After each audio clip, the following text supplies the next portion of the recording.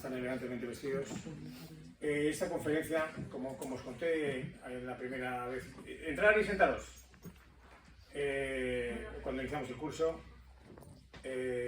hacemos conferencias de una manera casi mensual, abordando varios temas de interés para la Armada, en que conozcáis el presente, el futuro y el pasado, temas médicos, temas universitarios, en fin, ya lo veréis de aquí adelante. Empezamos con esta de la Armada. Como os dije, esta residencia la dirige la Armada. Sois invitados de la Armada, representáis a la Armada. No hay mejor conferencia que haber traído aquí a la hazaña que supera, según dicen los expertos, al viaje a la Luna de los Estados Unidos, de los americanos.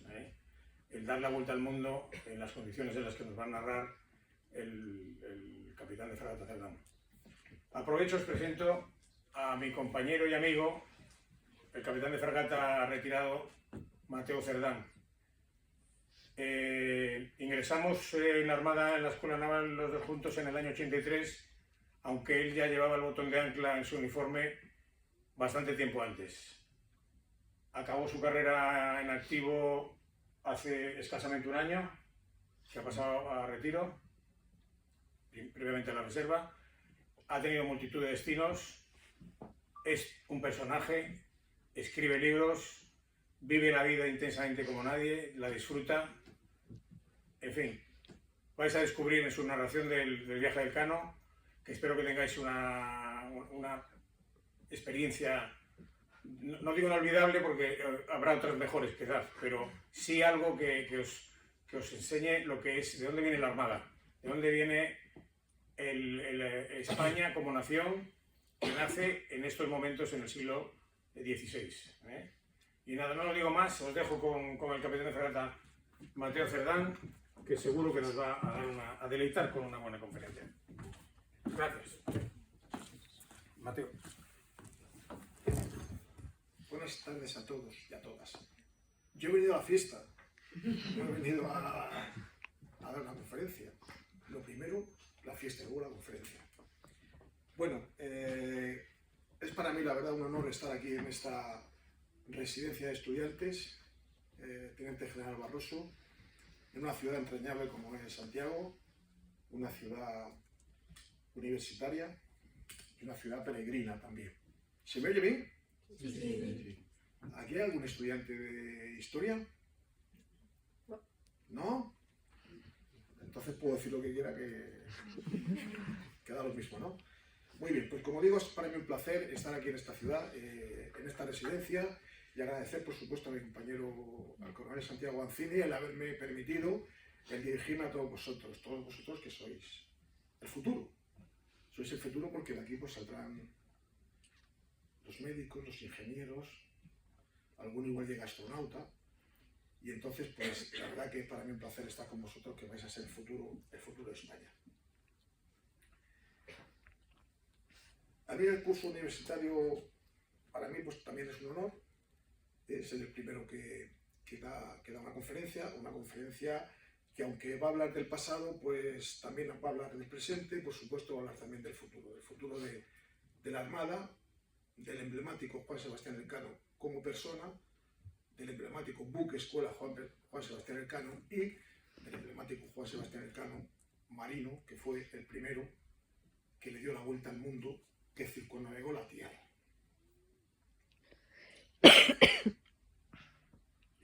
Uno de mis escritores favoritos es Stefan Zweig. No sé si habéis oído hablar de él. No murió. Se suicidó en extrañas circunstancias con su mujer en la cama, y este hombre era austríaco, emigró a los Estados Unidos y después a Brasil. Digo esto porque este hombre, que se suicidó, según cuentan los historiadores, porque no encontraba un hueco en este mundo para él, sufrió mucho la persecución que hicieron los alemanes al pueblo judío y se tuvo que ir de su país y, como digo, acabó suicidándose. Digo esto porque es un escritor que, si tenéis la ocasión de leer algo de él, aparte de cantidad de novelas que tiene es un biógrafo impresionante, tiene unas biografías impresionantes de María Antonieta, de María Estuardo, y una que me gustó y que la releo mucho es de Fernando de Magallanes. No llegó a Juan Sebastián Elcano, pero sí a Fernando de Magallanes. Y digo esto porque él siempre en una especie de índice, para meternos un poco ya en materia, siempre decía que es muy difícil, es casi imposible, narrar algo de hace 500 años. Si los que están leyendo, o en este caso los que estáis escuchando, no somos capaces de por un momento hacer un esfuerzo mental y ponernos en la situación de hace 500 años. No es fácil, pero lo podemos intentar. Nos olvidamos un momento de los móviles, del internet, de los frigoríficos, de las televisiones. No había nada de eso, ni comunicaciones, ni WhatsApp, por supuesto. Y nos ponemos en el pellejo de aquellos hombres de hace 500 años, donde era muy difícil llegar a los 40 años. Juan Sebastián Elcano murió con 39 años. Si se llegaba a los 40 años, ya se era un viejo, y a veces, para estos hombres, llevarse un trozo de pan a la boca era una suerte. Pues bien, fueron muchas las penurias y los avatares que estos hombres sufrieron durante estos 3 años de navegación. Lograron una gesta histórica con unos barcos, que ahora los veremos, de apenas 27 metros de eslora, única y exclusivamente andaban por el viento. Si no había viento no podían andar, porque no tenían, por supuesto, ni motores, ni generadores, ni nada que se le pudiera parecer a esto. Las velas y el viento, la fuerza del viento, eran los únicos que eran capaces de mover estos barcos. Sin apenas medio de navegación. Hoy en día se navega por ahí por los mares bastante fácil, porque hay unos medios de navegación que prácticamente pones el piloto automático y te indica si un barco está a 3 millas, te suena una alarma, incluso cae de rumbo. Es decir, lo que hacen los coches, lo que hacen los aviones, pues en la navegación os podéis imaginar, con radares, medios de comunicación, y todavía sigue habiendo accidentes, pero bueno, quiero decir que esta gente no tenía ningún medio. Ya veremos un poco los medios que tenían para navegar, totalmente rudimentarios. Por eso se hace más todavía presente que la primera vuelta al mundo marcó el devenir de los años posteriores, debido o gracias al coraje y a la determinación de las tripulaciones. Esta gente, que es lo que buscaba cuando salieron a navegar, ya lo veremos, pero buscaban riquezas, por supuesto. Buscaban también ensanchar los territorios de la corona. También explorar nuevas rutas. De hecho, fueron a buscar la ruta de las especias, Indonesia, las islas de las especias.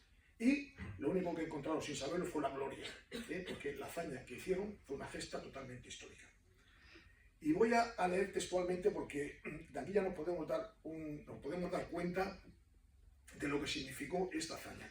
Antonio de Pigafetta era un escritor, geógrafo y explorador italiano, que fue uno de los 18 que llegaron sanos y salvos a España después de 3 años de navegación. Este hombre iba anotando todo lo que transcurría durante la navegación. Y mirad lo que dice en uno de sus párrafos. Lo leo textualmente. La galleta que comíamos ya no era pan, sino un polvo lleno de gusanos que habían devorado toda sustancia. Además, tenía un olor fétido insoportable, porque estaba impregnada de la orina de las ratas. El agua que bebíamos era pútrida y hedionda. Por no morir de hambre, nos hemos visto obligados a comer trozos de piel de vaca que cubrían el mástil mayor, a fin de que las cuerdas no se estropeasen al chocar contra la madera.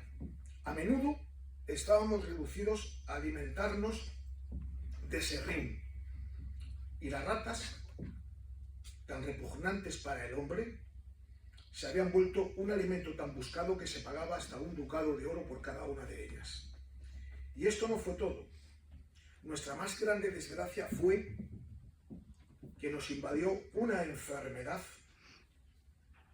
que nos inflaba las mandíbulas y nos metía los dientes dentro de ellas sin que se pudieran ver. Esta enfermedad, gracias a Dios erradicada, es el escorbuto, que padecieron muchos de estos tripulantes. El escorbuto es simple y llanamente falta de vitamina C.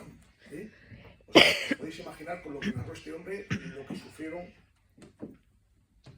sufrieron estos tripulantes. He dividido un poco la presentación, esta breve presentación. No he dicho nada de si queréis hacer alguna pregunta, si veis algo que no entendéis o cualquier cosa, y si no lo que queréis, pues lo dejad para el final y luego pues me podéis hacer todo tipo de preguntas que queráis. Pero bueno, os lo dejo a vuestra lectura. Como digo, he dividido la primera travesía de la circunnavegación, Juan Sebastián Elcano el marino y Juan Sebastián Elcano el buque escuela. Y por aquí haya maquetas, fotos, hay de todo. Ahora lo veremos. Esto fue lo que hicieron estos hombres. Salieron de Sevilla, llegaron a Sanlúcar de Barrameda, de Sanlúcar de Barrameda bajaron por el Océano Pacífico, aprovechando los vientos alisios, porque iban a vela, y desde aquí hacia abajo ya no estaba descubierto por aquel entonces, porque como todos sabéis, Colón lo que hizo en sus viajes fue llegar aquí. No se conocía esto de aquí, no se conocía desde aquí hacia abajo. De hecho, el estrecho de Magallanes, que es este estrecho, se le puso el nombre porque fue el navegante Fernando de Magallanes el que lo descubrió. Descubrieron el Pacífico, llegaron a las Islas Filipinas, fueron los primeros europeos que llegaron a las Islas Filipinas, llegaron a las Islas de las Especies. Fernando de Magallanes no llegó a las Islas de las Especies, es decir, fue el que inició toda la travesía, pero murió a manos de los indígenas en Filipinas. Después ya iremos viendo un poquito cómo se desarrolla todo esto, porque en cada punto de los que llegamos se produce una serie de hechos, porque claro, salieron 5 barcos y solamente llegó uno, salieron 250 personas y solamente llegaron 18. Pasaron muchas cosas en esos 3 años que iremos un poco, como veis, llegaron a la Isla de las Especies, en la Isla de las Especies ya solamente llegaron 2 barcos y allí fue donde se nombró a Juan Sebastián Elcano comandante de o capitán de una de las embarcaciones, y ya inició el regreso por el Índico, Cabo de Hornos, y de regreso a España, llegando 3 años después. Hay muchos puntos conflictivos que os iré narrando, pero vamos a ver un poco también cómo se produjo la iniciación de esta travesía o de esta gesta. Lo único que es mi intención es dar un poquito una visión de conjunto de la primera circunnavegación a la Tierra, realizada por Juan Sebastián Elcano a bordo de la nao Victoria, con sus 18 hombres que llegaron, de las 5 naves que salieron. Aquí tenemos las 5 naves, la San Antonio, la Victoria, la Trinidad, Santiago y Concepción. Cada una de ellas diferentes. No tenían ninguna, como podéis ver, el tonelaje, que es lo que pesa la embarcación, desde 110 hasta 75 toneladas. Aquí tenéis la tripulación de cada uno de ellos, 239 hombres en total, pero al llegar a Tenerife embarcaron 15 o 20 más, total 255 o 260 hombres fueron los que iniciaron la travesía. Y aquí tenéis el nombre de cada uno de los capitanes de las 5 naves. La nave Trinidad, capitán y capitán general, la mandaba Fernando de Magallanes, y luego os podéis dar cuenta que los 4 siguientes eran un portugués y 4 españoles. Por aquel entonces no había una relación entre España y Portugal. De hecho, en el Tratado de Tordesillas, que ratificó el Papa, España y Portugal se dividieron el mundo. De hecho, se lo dividieron con una línea imaginaria que trazaron, más o menos por aquí, lo que estaba en aquella parte era español y lo que estaba en esta parte era portugués. Os podéis dar cuenta que Brasil está aquí y Brasil es portugués. ¿Qué pasó? Que esta línea la llevaron un poquito más para allá, de tal forma que Portugal se hizo con Brasil. Aquí está todo Norteamérica, que era español, todo Sudamérica, que era español, y toda la parte de aquí, que era portuguesa. De hecho, ya lo veremos, los portugueses ya habían llegado a la isla de las especies, pero no habían llegado por aquí, habían llegado por aquí, navegando hacia Levante. Lo que quería Fernando de Magallanes era encontrar una nueva ruta por Poniente. Bien, como digo, el propósito era abrir una ruta comercial, como he dicho, con las Islas Molucas, Islas de las Especies, Indonesia actualmente. Esta expedición fue capitaneada inicialmente por Fernando de Magallanes, portugués, ordenada por Carlos I de España, que era un crío, tenía 16-17 años cuando le presentó el proyecto. Cuando ya vinieron, ya era quinto también de Alemania, es decir, que en esos 3 años se convirtió primero de España y quinto de Alemania. Y nos referiremos a esta expedición Magallanes Elcano, porque si bien Magallanes fue el que la ideó, el que la proyectó, el que la preparó y el que la navegó la mayor parte del recorrido, fue triunfalmente el que la finalizó Juan Sebastián Elcano. Bueno, pues se tiraron un año de preparación para embarcar todos los víveres, todas las velas, toda la caballería, todo lo necesario para hacer. Ellos pensaban que iban a estar 2 años, al final estuvieron 3. Los 5 buques que ya hemos dicho, que tomaron parte en la expedición, como digo, inicialmente era para 2 años, 239 hombres, que fueron 250 porque en Tenerife embarcaron algunos más, y lo que he dicho ya, que cómo navegaron, ¿no? Desde aquí, pues, cómo hicieron la navegación, navegando siempre hacia Levante, que luego se produce un hecho también histórico que veremos. Bueno, de acuerdo con las capitulaciones, porque Fernando de Magallanes le presentó el proyecto primero a Manuel I de Portugal, claro, era portugués, y entonces fui allá a decirle a Manuel I, oye, tengo este proyecto, ¿qué te parece? Pues mira, no, porque me tengo que gastar un dinero que no tengo y yo ya tengo esta ruta, ¿para qué quiero irme por allí? Bueno, pero vamos a intentar descubrir algo. No, al decirle que no, se fue a hablar con Carlos I y este fue el que al final aceptó el reto. Se firmaron unas capitulaciones que era pues un escrito en donde se decía qué es lo que, como una especie de contrato, ¿no? Porque era soberano de Castilla, Carlos I, y lo que hizo fue nombrar a Fernando de Magallanes capitán al mando de la Armada. La misión consistía, más allá del propósito general de descubrimiento, determinar si las Islas Molucas o Islas de las Especies pertenecían a la corona española o pertenecían a Portugal, según hemos dicho con el Tratado de Tordesillas, que se firmó en 1494. Acordaros, en el 1492, Colón, América, 94, Tratado de Tordesillas, y estos salieron 20 años después. Como digo, Colón ni siquiera llegó en su 5.º viaje a descubrir nada más, que se quedó en el Caribe, no llegó a bajar más para abajo.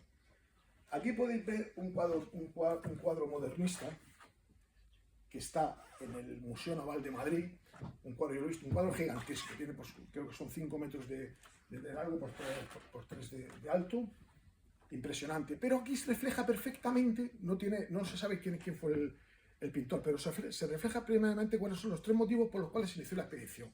Uno de ellos, expandir las posesiones de la corona. Veis que está la gente perfectamente armada, sin armas, no podían expandir el cristianismo. Veis la gran cruz que llevan aquí. Y otra, la tercera, que no era menos importante, que era el simple hecho de un intercambio comercial. todos hemos oído que yo te doy un espejo y ellos te daban oro, ¿no? Los indígenas. Aquí lo vemos como le muestra al descubridor el oro. Este cuadro es muy significativo porque da los 3 motivos por los cuales se inició y se hizo esta expedición. Bien, como digo, Magallanes les puso a Manuel I de Portugal, les puso su proyecto, este le dijo que no quería participar porque no tenía dinero, porque antes pues construir la nave, pagar a la tripulación, víveres y tal, pues era un dinero que la corona de Portugal no se podía permitir. Carlos I, que como era un crío, tampoco dijo que sí, fueron sus ayudantes y aldeanos los que dijeron esto puede ser una buena idea, y aprobó esto. Vamos a ir ya un poco a lo que fue la navegación. Aquí veis en rojo lo que hizo Fernando de Magallanes. Como digo, salió de Sanlúcar de Barrameda. Ahí os pone la fecha, el 20 de septiembre de 1519 y, perdón, sí, en 1519, pero un mes antes habían salido de Sevilla. Las naves se construyeron en Sevilla y fue el punto inicial. Llegaron a Sanlúcar de Barrameda, que está como a 120 kilómetros porque está en la desembocadura del Guadalquivir, y allí hicieron los últimos preparativos, es decir, pues víveres, iban a Sevilla, volvían, en fin, últimos preparativos, pero lo que dicen algunos historiadores es que estuvieron esperando un mes para que no hubiera moros en la costa, y no eran moros en la costa, sino para que no hubiera portugueses en la costa, porque Manuel I dijo que no al proyecto de Magallanes, pero dijo voy a poner precio al fracaso, y entonces ordenó a su flota que le siguiera. De hecho, le dijo, y ninguno de estos barcos puede entrar en ningún puerto portugués. Por lo tanto, esperaron un mes y se hicieron a la mar. Y bueno, tocaron Tenerife, como he dicho, el primer puerto que tocaron fue Tenerife, 3 o 4 días de navegación. En Tenerife embarcaron y ya de ahí salieron ya directamente a cruzar el charco, como le llamamos los marinos, para irnos directamente a América del Sur, aprovechando, como digo, los vientos alisios que de empopada te llevaban. Esto fue una odisea, ya este primer tramo fue una odisea porque había entre tempestades, temporales, calma chicha, lluvia, les pilló de todo, tardaron 3 meses en cruzar. Algunos de los historiadores dicen que para protegerse del mal tiempo se metieron aquí en el Golfo de Guinea. Pero bueno, eso tampoco no está muy claro. Lo que sí que es verdad es que cruzaron y tardaron 3 meses en llegar. Aquí se producen los primeros hechos significativos de esta navegación. Magallanes era una persona muy introvertida, era taciturno, era una persona muy rara. En las capitulaciones que he dicho que se firmaron, el rey puso que aunque él era el capitán general, tenía que consultar al resto de los capitanes, que eran españoles, y había uno muy significativo, que era Juan de Cartagena, que mandaba una de las naves, que era el veedor general del reino, era como el espía del rey. Aparte de que se ocupaba de toda la parte logística, también era el que ordenaba todo, como digo, todo lo logístico, pero era el que le daba un poco las instrucciones, el que iba apuntando todo para luego darle, y como digo que Portugal y España no estaban en muy beber, pues un capitán portugués con un capitán español, os podéis imaginar. Y ya se empezaron a producir las primeras trifulcas entre ambos. Como he dicho, los otros cuatro capitanes eran españoles y solamente era... Y entonces este hombre, el Fernando de Magallanes, que era una persona muy lista, pero como digo, muy introvertido, ordenó a todos los barcos que antes de que se hiciera la noche, vinieran los barcos y se acercaran a la Trinidad. Por 2 motivos, darle la buena noche al capitán general y recibir instrucciones para la navegación nocturna. Tener en cuenta que no tenía ningún medio de navegación, solamente alguna vela y poco más. Todo eran señales con banderas o señales con... Entonces se acercaban los barcos por la noche, el capitán general le daba las instrucciones y pues tú ponte a 200 yardas por la popa, tú por aquí, porque si había una tempestad o algo, pues los barcos podían, y le daba pues perfectamente el rumbo que tenían que seguir, todo perfecto, ¿no?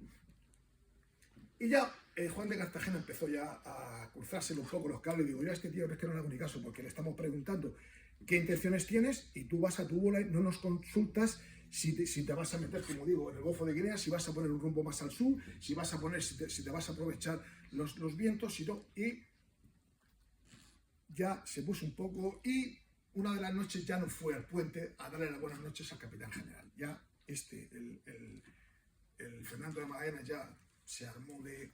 Y aprovechando que hubo un acto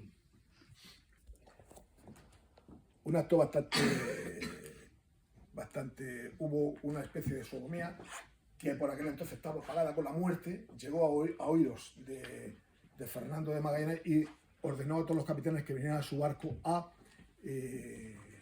hacer una reunión, a ver qué es lo que había pasado y a esclarecer qué es lo que había sucedido. Y en esto ya Juan de Cartagena se puso ya de los nervios y lo mandó detener y ponerle el cepo. El cepo por aquel entonces era una especie de madera donde metían los pies, cerrabas y te ponían unas cadenas, y en las manos exactamente igual. Ahí intervinieron varios capitanes españoles y dijeron, mira, vamos a llevarnos bien, ¿no? Como se dice hoy en día. Y consiguió ser detenido, pero irse a otra nave y no quedarse en la Trinidad. ¿Bien? Esto fueron ya las primeras trifulcas que tuvieron en la navegación. Bien, como digo, detuvo a Juan de Cartagena, lo arrestó, lo sustituyó por otro capitán, porque este era capitán de una de las naves, y 4 meses después de que salieran de Sanlúcar de Barrameda, llegaron a la bahía de Santa Lucía. La bahía de Santa Lucía es la actual Río de Janeiro. Llegaron allí, ya estaba descubierta, ya la conocían, y siguieron navegando hacia abajo. Navegaron hacia abajo y se metieron en el Mar de la Plata. El Mar de la Plata, donde está al fondo, está Buenos Aires, a la derecha está Uruguay y Argentina, y ya había sido descubierto esto 4 o 5 años antes por Fernando Díaz de Solís, que Fernando Díaz de Solís era también un navegante explorador que no se sabe si era portugués o español, pero fue ahí en este descubrimiento donde fue devorado por los indígenas. En una de las exploraciones a este hombre se lo papearon, ¿no? Siguieron navegando hacia abajo, como digo, llegaron a la bahía de Santa Lucía, actual Río de Janeiro, llegaron al Río de la Plata y siguieron navegando. Siguieron navegando y se encontraron el invierno.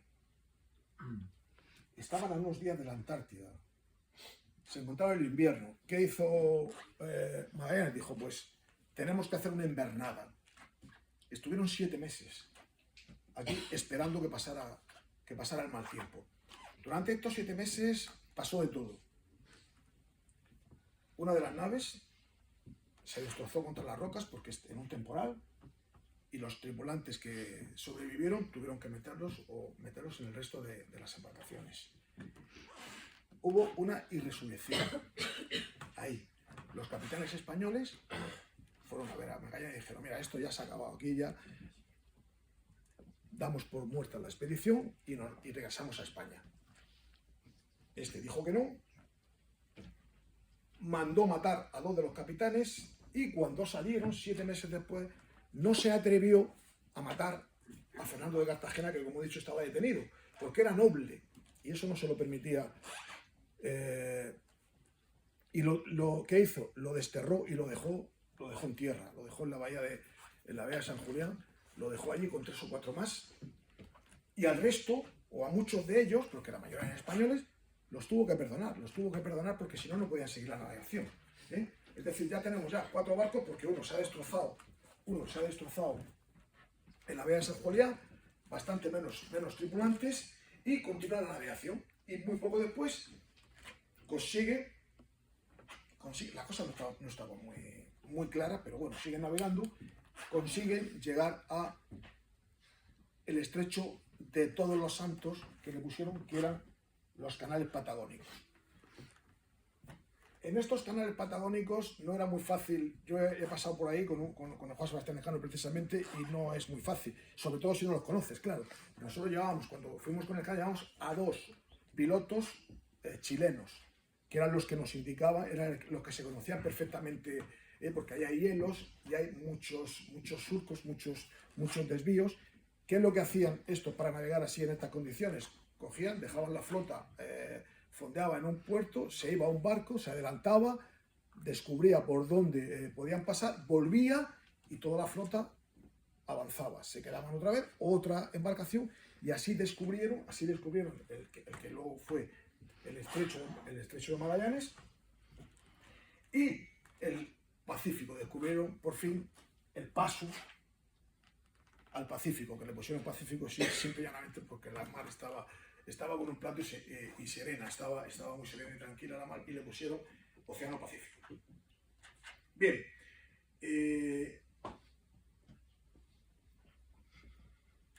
en este cruce también otro de los capitanes se enfrentó a Magallanes y se dio la vuelta con su embarcación, con su nave, se dio la vuelta y le dijo: ahí te quedas, que yo me voy para España.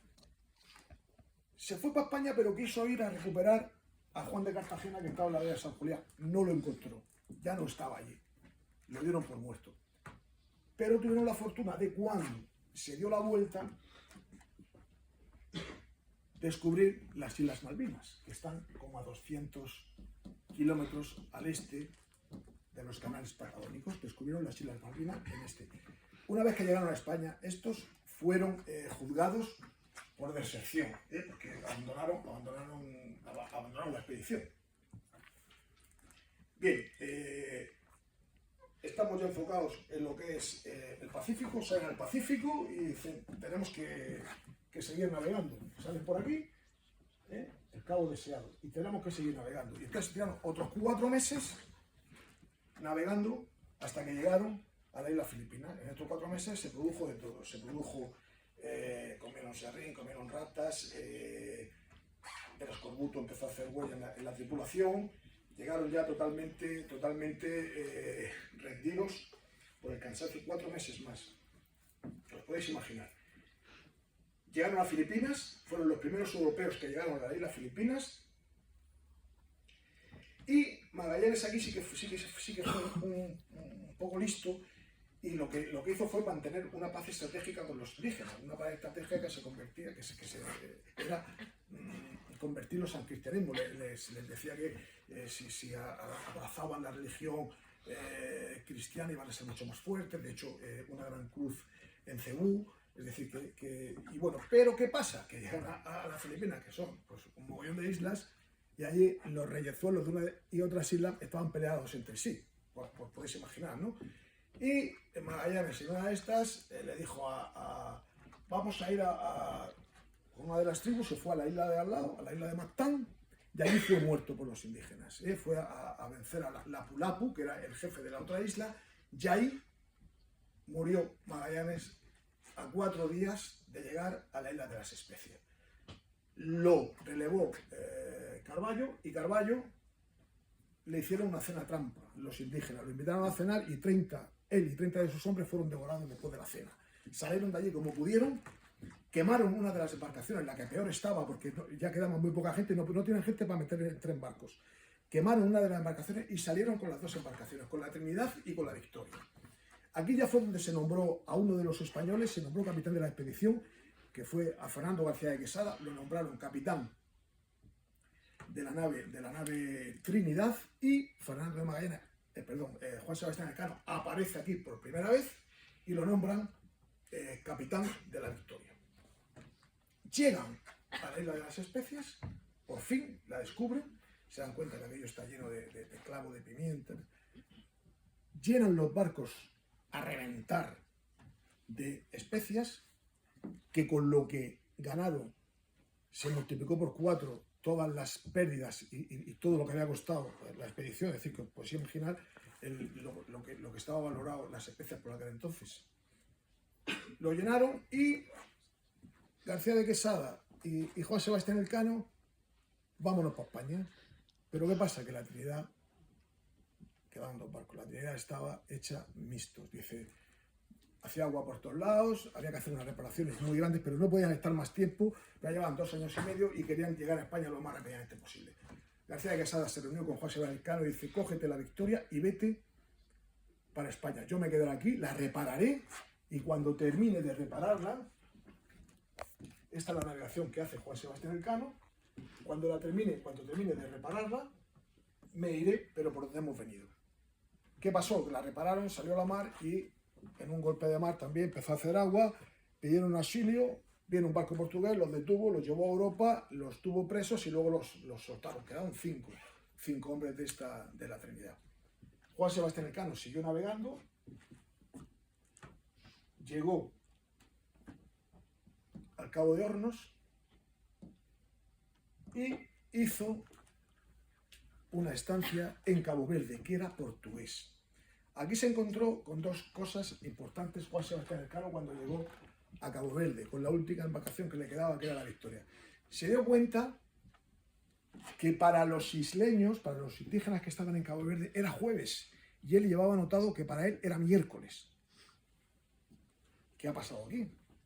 Que al navegar siempre hacia el oeste, ganaron un día. Y era miércoles. Y aquí era jueves, en Isla Verde. En Cabo Verde, perdón. Y otra de las cosas que sufrió allí fue que compraron víveres ya, porque ya no les quedaba, mirad dónde estaba, solamente le quedaba, pero no tenían suficiente y tuvieron que hacer allí, pero bueno, medio enmascarados, medio sin decirle a la... Cogieron, se compraron víveres y pagaron con especias. Pagaron con especias, se le encendió la luz a los indígenas y dijeron, estos son los españoles, vamos a detenerlos. Pudo salir apresuradamente, meterse en el barco y con 18 hombres llegar a España 3 años después. Mirad lo que dice Pigafetta una vez que llegan a España. Llegó a España el 7 de septiembre, 3 años después de haber salido. Gracias a la providencia, el sábado 6 de septiembre de 1522 entramos en la bahía de Sanlúcar. Desde que habíamos partido recorrimos más de 14.460 leguas. Una legua son 3 millas y una milla son casi 2 kilómetros, por lo tanto más de 80.000 kilómetros. Y por fin le dimos la vuelta al mundo entero. Esta fue la gesta que hicieron, ¿veis? Los barcos se fueron poco a poco y los hombres, pues como digo, unos por la justicia, otros por enfermedades, otros porque desertaron, al final 18 hombres. Uno de ellos era, aparte de Juan Sebastián Elcano, que era el capitán, Antonio de Pigafetta, que era el cronista de la expedición. Vamos a ver ahora un poco para que veáis cómo se navegaba por aquel entonces. Ciencia de la navegación. Cuaderno de bitácora. Cuaderno de bitácora era un simple libro o con pluma se iba apuntando todo lo que acontecía en la navegación para luego los historiadores y luego pues cuando se llegaba actualmente el cuaderno de bitácora se sigue usando en los barcos de la Armada, es decir, el oficial de guardia cuando sale de guardia se va a la derrota y allí escribe lo que ha pasado durante sus 4 horas o lo que ha pasado las 2 horas de guardia o las 4 horas de guardia y escribe para que dejar constancia de qué es lo que ha pasado. No, escribe más o menos los acontecimientos o los acontecimientos un poco importantes. Cuaderno de bitácora, donde se apuntaba todo lo que sucedía. ¿Por qué se llama cuaderno de bitácora? Pues porque antes los puentes de los barcos estaban descubiertos y al estar descubiertos, para la inclemencia, la lluvia, las ráfagas de agua y tal, lo guardaban en la bitácora, el cuaderno. Por eso se llama cuaderno de bitácora, no tiene otra... La brújula que hoy en día seguimos utilizando, Ahora ya la hemos sustituido por la giroscópica, que es un aparato eléctrico, pero que se basa en la brújula. La brújula siempre señala al norte, pues bueno, para saber el rumbo que llevas. Las cartas, como un mapa. Las cartas que eran, pues mira, mirad qué cartas, pues aquí apuntaban dónde estaban perfectamente. ¿Cómo lo apuntaban? Pues lo apuntaban con este aparatito que es el astrolabio, que posteriormente dio paso al sextante, que lo único que hace es situarte con los astros. ¿Cómo lo haces? Pues haciendo una triangulación, bajas con el astrolabio, bajas el astro que tienes, que sabes cuál es, pues Venus, cualquier estrella, la bajas al horizonte, coges una altura y con 3 rectas sabes perfectamente dónde se encuentra el barco. ¿Qué pasa? Que esto solamente se puede hacer durante 2 periodos del día, en los crepúsculos, tanto vespertino como matutino, que es cuando ves si os fijáis, hay un periodo de unos 15-20 minutos que es cuando se ve la estrella y se ve el horizonte, porque luego al principio no se ven las estrellas cuando es de día, y cuando es de noche se ven las estrellas pero no se ve el horizonte y tienes que bajar y coger un ángulo, que esto lo que mide es el ángulo al que está la estrella, y con esto se hace una triangulación. Pues con esto navegaban, y el tiempo que no podía entre crepúsculo matutino y crepúsculo vespertino, que a lo mejor pasaban 12 o 14 horas, tenían que situarse. ¿Cómo lo hacían? Por estima, simplemente por estima, sabiendo el rumbo que llevas y sabiendo la velocidad. ¿Y cómo calculaban la velocidad? Este es el astrolabio, lo calculaban con esto. Fijaros qué aparatito. Corredera de barquillas se llama esto. Un simple trozo de madera lastrado con un poco de plomo debajo, se soltaba por la popa, se hacía un nudo cada 15 metros y con un reloj de arena de 30 segundos se calculaba qué velocidad. Por eso actualmente la velocidad de los barcos y de los aviones se mide en nudos. Es por ahí, porque hacían un nudo cada 15 metros, entonces lo echaban por la popa, iban navegando. Han salido 3 nudos, vamos a 3 nudos. Hacían, pues, velocidad igual a precio por tiempo, es decir, que una regla matemática sencilla. Y de aquí, ahora por supuesto ya sabéis que toda la velocidad se calcula, incluso 8,4 nudos con GPS o con cualquier otro tipo de aparato. Bien, mirad lo que dijo Massimiliano de Transilvania una vez que llegó Juan Sebastián Elcano y les puso en Valladolid el descubrimiento o lo que habían hecho. Dijo: la navegación admirable realizada jamás en tiempo alguno, ni siquiera intentada por nadie. Este era el secretario de Carlos I. Bien, visto lo que es la navegación, vamos a pasar al segundo tema. Esto va a ser ya muy rápido, que es Juan Sebastián Elcano, hombre, y luego Juan Sebastián Elcano, un buque. Juan Sebastián Elcano, hombre, era un marino de Guetaria, perteneciente a la corona de Aragón. Está en Guipúzcoa, en la provincia de Guipúzcoa. Era de una familia bastante acomodada. 9 hermanos tenía, 3 de ellos eran marinos, uno sacerdote, el resto no se sabe nada de ellos. Tenían casa propia, tenían barcos propios que se dedicaban al comercio y también se dedicaban a la pesca, y este hombre se ha considerado el mayor navegante de todos los tiempos. Participó en varias campañas, en la campaña de Argel, en la campaña de Italia. ¿Y qué pasa? Que estas campañas las pagaba la corona, pero la corona las pagaba mal y tarde, ¿no? Y, claro, llevaba una tripulación a la que había que pagarle. Y le pagaba tarde, hasta que la tripulación se hartó y dijo: o nos pagas o aquí nos amotinamos. ¿Qué hizo? Hipotecar el barco. Y lo vendió a unos mercaderes saboyanos. ¿Qué pasó con esto? Que cometió un delito. Porque por aquel entonces vender una embarcación armada en tiempo de guerra era un delito. Total, que salió de su tierra y se fue a Sevilla. Ahí en Sevilla tuvo noticias de que Magallanes estaba reclutando a gente para hacer el viaje, habló con él y se embarcó primero como segundo comandante de una de las embarcaciones. Ya poco a poco, debido a sus dotes marineras y debido a su experiencia, se convirtió en capitán de la Victoria y posteriormente pues llegó a España con esta nave. Bien, como digo, embarcó como maestre, similar al segundo comandante, en la Concepción, hasta que se nombra capitán de la Victoria 2 años y medio después de salir. Se le considera el mejor navegante de todos los tiempos, un líder extraordinario, imprescindible para la gesta que llevó a cabo, de una profunda religiosidad y de un elevado nivel cultural. Su pericia y sus dotes de mando hicieron que se lograra lo que en principio parecía una empresa impensable, que era llegar a España con la carga totalmente intacta.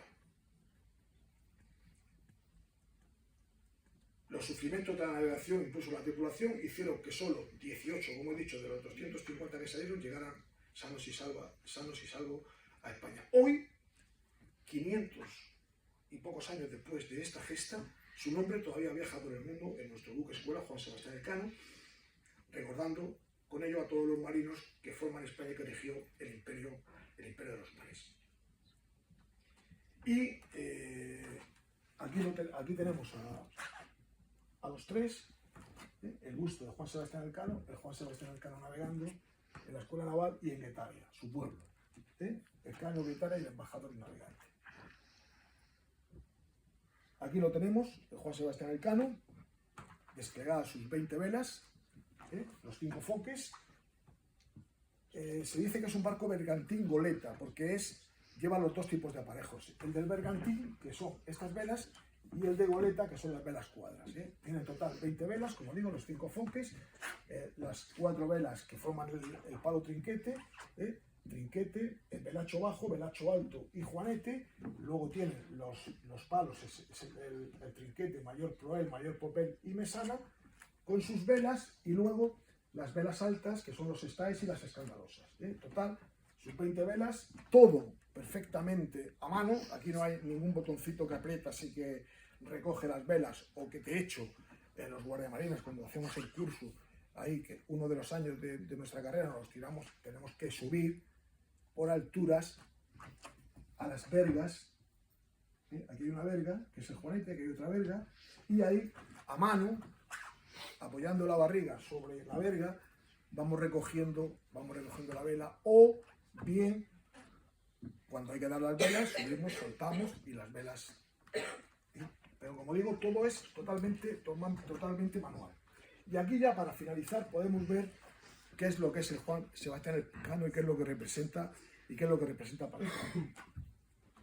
Es el barco más representativo. Bueno, ahora tenemos el Juan Carlos I, pero es un buque de otra época, porque es un buque portaaviones y también un buque anfibio, pero tenemos el barco más representativo de la Armada, que es del año 27, es decir, que tiene, dentro de 3 años cumplirá 100 años. No se parece, sí, es el mismo barco, lo que pasa es que todo ha cambiado, desde los palos, las velas, la cabullería, todo, los medios de navegación, todo.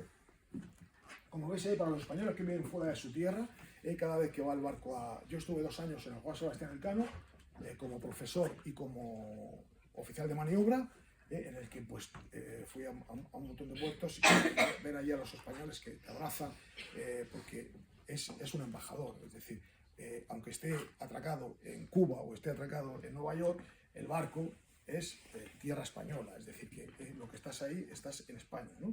Y como digo, es un embajador a todos los puertos, va siempre el embajador, van normalmente los presidentes de los países. Yo tengo la suerte de ver a Fidel Castro embarcando en Cuba, a los presidentes incluso del gobierno, estuvo José María Aznar cuando yo estaba ahí, en fin. Es una universidad flotante, aparte de ser un barco representativo, como embajada también es una universidad. Según el plan de estudios de la Escuela Naval, los alumnos se embarcan en el 3er o el 4.º año de su carrera, y ahí se estudia que es un curso entero, desde Navidad hasta 16 de julio o agosto incluso, que llega a España de regreso, se hace un curso ahí, ¿no?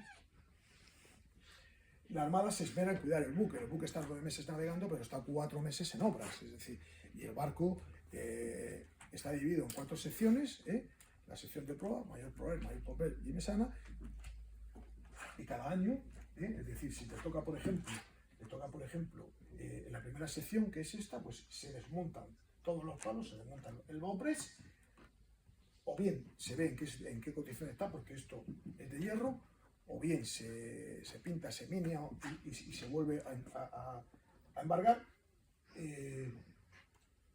y de ahí para abajo todo, es decir, el casco, todo lo que hay ahí, los camarotes, todo. El peor siempre es la 4ª sección, que es esta, que aunque es la más pequeña, pero ahí tiene los motores, porque tiene un motor para entrar y salir de puerto, y está también la cámara del comandante, que se considera un museo flotante, y por lo tanto tocar eso pues a veces es bastante complicado. En fin. fin, como digo, está 9 meses navegando y 4 meses en la Carraca, en la Carraca, que es en San Fernando, en Cádiz, haciendo reparaciones. La primera navegación, como digo, la hice en 1928.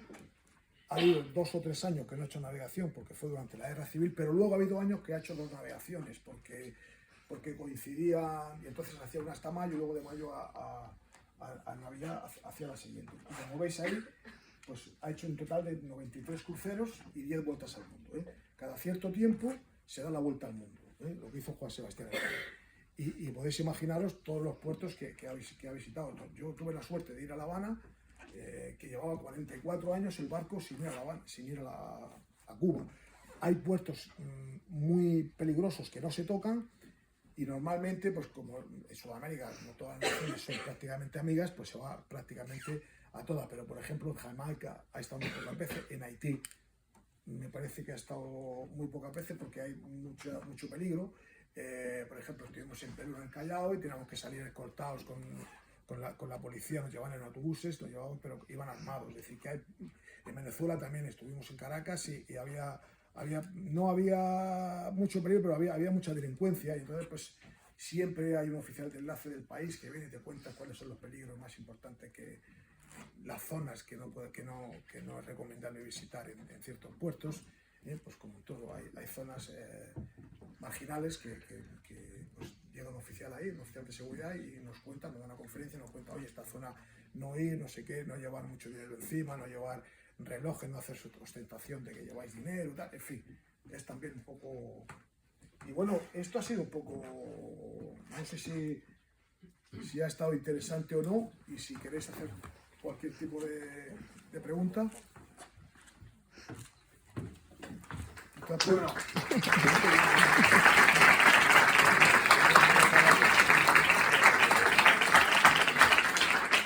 ¿Tenéis alguna pregunta? Sí, tienes pregunta. ¿Alguna inquietud?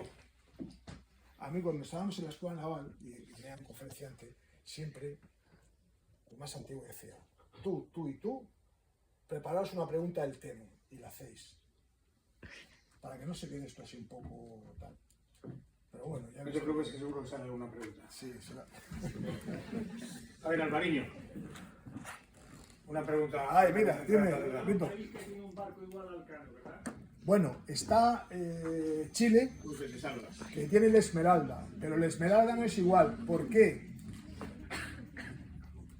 Porque nos hemos dado cuenta que este barco es súper estupendo, pero esta vela de aquí, que es el trinquete,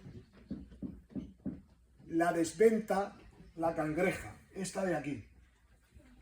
La desventa en ciertas direcciones de viento. Y entonces, el Esmeralda, esta vela de aquí, es un stay, no es una cangreja. Es decir, es una vela triangular, no una vela cuadrada. Y os cuento un poco la historia de la Esmeralda porque es muy curiosa. España se dijo, vamos a sustituir, porque esto fue en el año 60 o por ahí, dijeron, vamos a sustituir a Juan Sebastián Elcano, que ya tiene muchos años, ya tiene 45 años. Y según cuentan también algunos historiadores, una vez construido, con Chile teníamos mucha relación, y Franco, aquel hombre que mandó España, se lo regaló a Chile. Y dijeron, el Esmeralda para Chile y el Juan Sebastián Elcano lo arregláis y que siga navegando. Eso es lo que cuentan. Se construyó en España también el Esmeralda, y es exactamente, yo he navegado con él, y es exactamente igual, pero te digo, la única diferencia es que esta vela de aquí no es cuadrada, es un stay. Es triangular porque desventa, esta vela lo desventa en ciertas direcciones de viento. ¿Alguna pregunta? ¿Usted a qué sitios ha viajado? ¿Perdóname? ¿A qué sitios ha viajado? Madre mía, mi vida, lo tengo apuntado, pero... Pues mira, el primer viaje que hicimos de guardiamarinas con Santiago, fuimos a Puerto Rico, bueno, fuimos a Canarias, bueno, fuimos a Génova y Barcelona. Barcelona, de verdad, fue el mejor puerto que visitamos en ese viaje. Nos trataron increíble. Fue el rey, estaba Jordi Puyol por aquel entonces, yo estuve cenando con ellos, bueno, nos trataron, bueno, ahora ha estado, el Juan Sebastián Elcano ha estado ahora en Barcelona y lo trataron de maravilla.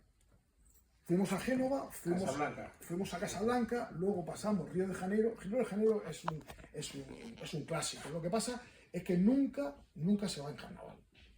Cuando es carnaval, siempre vamos un poco antes o un poco después, pero nunca en carnaval, por problemas de seguridad. Luego, Fortaleza en el norte de Brasil. en el norte de Brasil. Luego cruzamos, estuvimos en Pensacola, En San Juan de Puerto Rico. en San Juan de Puerto Rico, en Pensacola y Nueva York. Nueva Orleans. Nueva Orleans y Nueva York. Luego yo hice 2 viajes más que estando en Santo Domingo, atracados, íbamos el siguiente puerto, era Nueva York, y nos dijeron, el barco en una semana entra en La Habana. 44 años después. Y ahí estuvimos en La Habana. Estuvimos en La Habana, en Puerto Rico. Hicimos en los canales patagónicos, en mi primer viaje, que lo malo de los canales patagónicos es porque ahí vas en verano, claro, porque es imposible navegar en invierno porque está todo lleno de hielo. Lo verdaderamente es que es ¿cómo se llama? Lo de la temperatura, que no es la temperatura que marca, sino la sensación térmica. Y ahí estabas a 2 grados bajo cero, pero había como 6, y tenías que ir, por supuesto, con guantes, con gorro, abrigado, con traje de frío.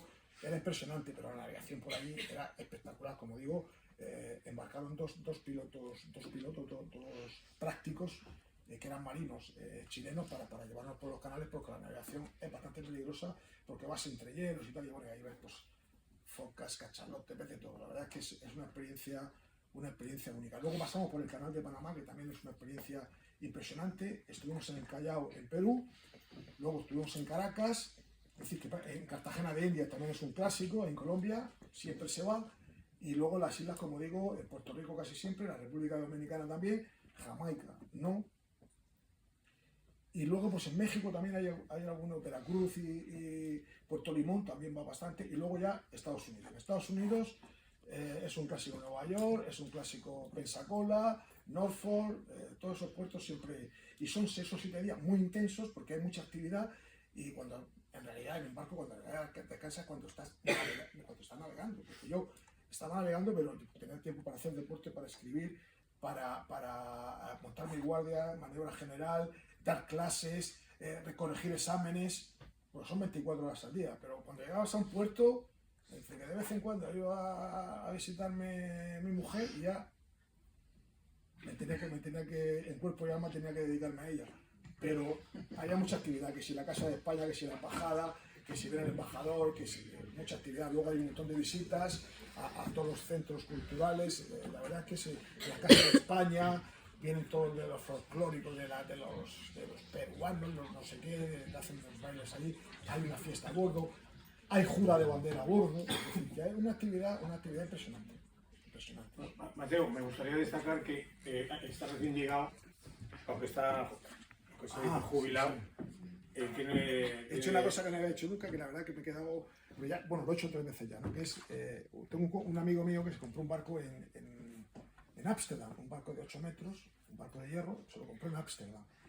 Se lo compró por una subasta, le costó 5.000 pavos, y lo estamos llevando hasta Marsella por los canales, y de Marsella, porque claro, como ya hemos tenido que pasar por esclusas y por puentes y tal, que se le hubo que quitar el palo, y entonces cuando llegue a Marsella se sacará a tierra, se reparará y lo llevaremos a Menorca. Y la verdad que es una navegación. Hay mucho turismo fluvial por ahí por Francia, porque Napoleón fue el que hizo todos los canales, y desde Ámsterdam hasta Marsella se puede navegar por río, y hay barcos transatlánticos que calan muy poco, pero que son hoteles flotantes, ¿vale? 2.000 pavos, 8 días estar ahí,